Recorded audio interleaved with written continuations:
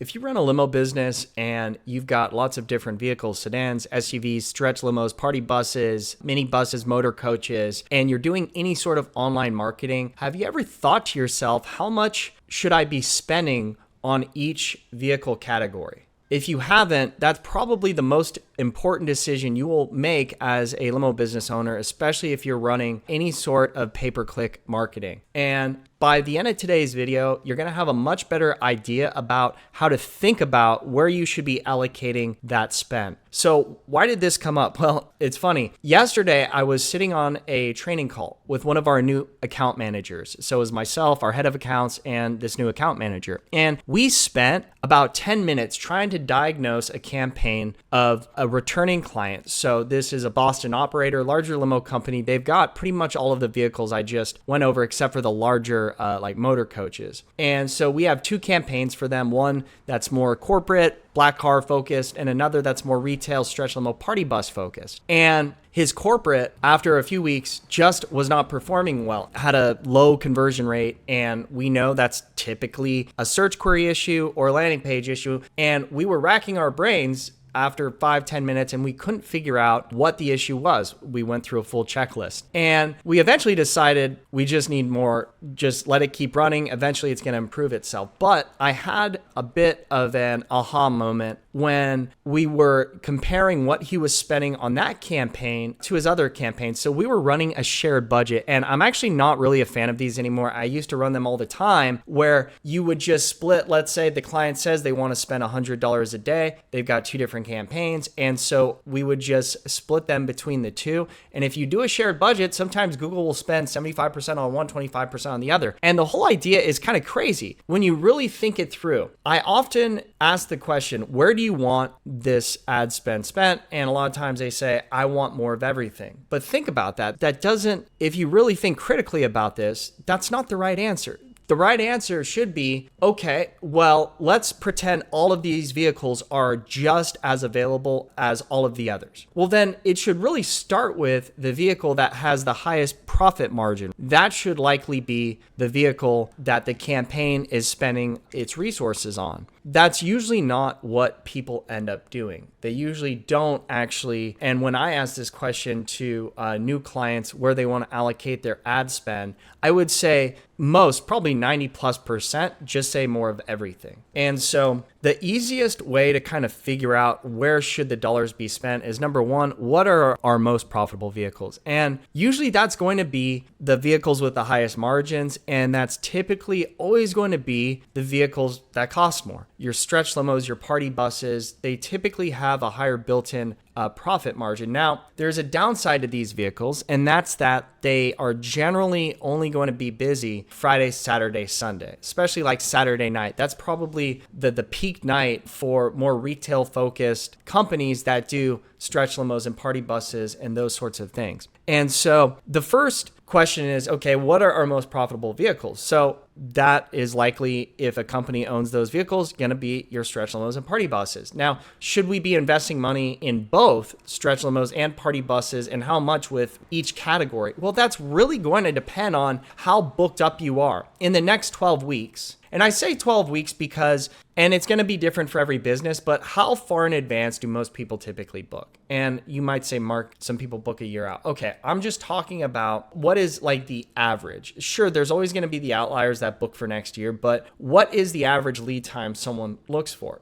Now, it might be for your business, it could be 6 weeks, it could be 8 weeks, it could be 4 months. But you really want to find, okay, let's say 90% of people book between 2 and 8 weeks out. If you know that, that's valuable, because then you can ask yourself, okay, out of those 6 or 7 weeks or whatever, how many Saturday nights are booked? How many, I guess I should say, how many free Saturday nights do we have with our party buses? How many free Saturday nights do we have with our stretch limos? And if you have 0 free Saturday and Friday nights with either of those categories, stretch limos or party buses, well, then maybe it makes the most sense to put a much smaller budget towards those vehicles, or even no budget at all. And so this is the kind of critical thinking that's very important to do if you own a limo business with lots of different vehicle categories. And that's typically, I have very few clients I still do meetings with. Usually it's handled by our head of accounts or our new account manager in training. But the most important decision we make is where are we going to allocate the ad? What are we going to put ad spend towards? What sort of vehicles are we going to put ad spend towards? And so the great thing is with sedan, SUV, those sorts of vehicles, they really can be booked 7 days a week. And the vehicles that have the best of both worlds, where there's a much higher ticket and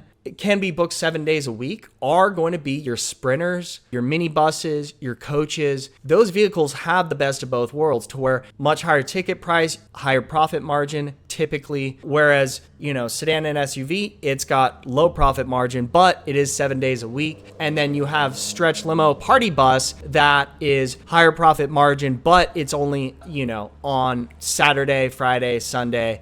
Those are the days that those vehicles are more busy. So in considering all of this, when thinking about, well, then what are the best vehicles? Well, probably, any sort of vehicle that seats more than 10 people with forward-facing seats, if I really just wanted to distill it down. But these are the things you want to be considering when you're deciding how to allocate your ad spend. So if you're a company that does sedans and SUVs and stretch limos and party buses, I want you to figure out what is the average lead time where most people book, okay? Like I said, it could be 2 to 6 weeks. And again, you want to do not 100%, because that could be, well, people book from 1 day out to 2 years out. No, where do most people book most of the time? And that's going to be a range. Let's say it's, like I said, 1 to 3 months. Okay, so that's really, let's say 8 or 9 weeks or so. So out of those 9 weeks, how many weekends, Saturday nights, Friday nights are free? And then do it by vehicle. So I'll just say stretch limo, party bus. Let's pretend it's 8 weeks, right? So that's 8 Saturdays and 8 Fridays. How many of those have a booking on the stretch limo? How many have them on a party bus? Because what you can do is, if out of the, let's say 8 weeks,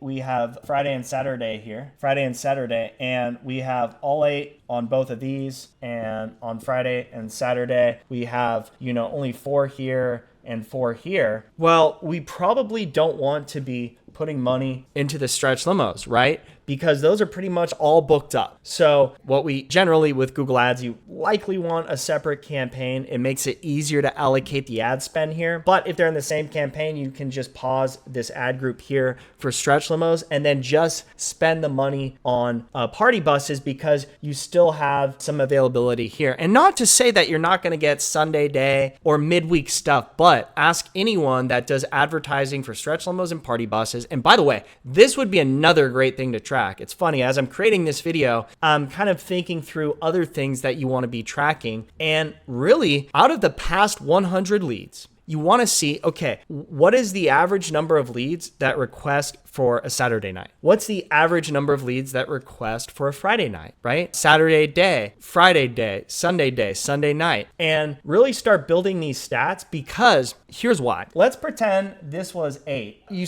didn't have any availability Saturday night, but you did have about half your Friday nights were free. The thing about that is, if half your leads that you get are looking for Saturday night out of, let's say, 100 leads, it's probably not this high, but let's just say half the leads want the same Saturday night, or just every week, Saturday night's the most requests, and half of your quotes are coming in looking for Saturday nights. Think about what that actually does to your lead cost if you continue to market your party buses. You have to throw away, and this is assuming you can't farm them out to affiliates. Obviously, that changes things, right? But if every other lead you can't service, that doubles your lead cost and doubles your client acquisition cost. So something that was profitable, when you had full openings, might actually be unprofitable should you have to just waste 50% of your leads. And this is why it can be much more challenging for stretch limo party bus operators when they're doing Google Ads, because of this exact thing. And that's why knowing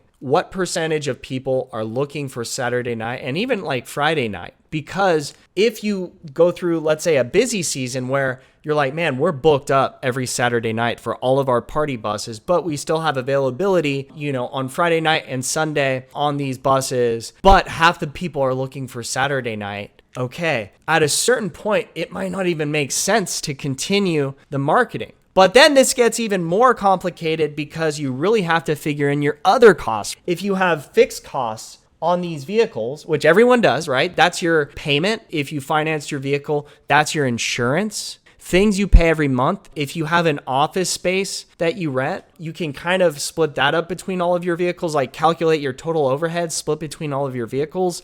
And if you start adding up all your fixed costs, what you find is, hey, to even break even, we need to do a set number of jobs per month. So all of these things really need to be factored in, and the equation, the deeper you dive into it, just gets more and more complex. But it's better to do this than to not think about this at all and just kind of spray and pray like, hey, we're just going to spend money on everything. We want more of everything. Not smart. The smart thing to do is start looking at your data. Look at the number of people that are requesting for Saturday nights. If you've gotten several hundred leads, look back and have one of your staff go through and just check boxes for which one of those were on Friday or Saturday nights. Because when you get into your busy season, pretty booked up for a certain vehicle type, you might find that it's not even worth it to continue advertising for that vehicle because every other lead needs to be burned. Okay. And again, this is why it's nice to have sedan, SUV, Sprinter, not limo, Sprinter, minibus, motor coaches, things like that, because generally those are more 7-day a week sort of things. So anyways, guys, make sure you are doing this thought exercise before you decide how much money you're going to allocate to each different vehicle type. Because by just spending some time on this and really thinking it through, I promise you, your ROI will be so much greater than if you just divide up, and this is what most companies do. And by the way,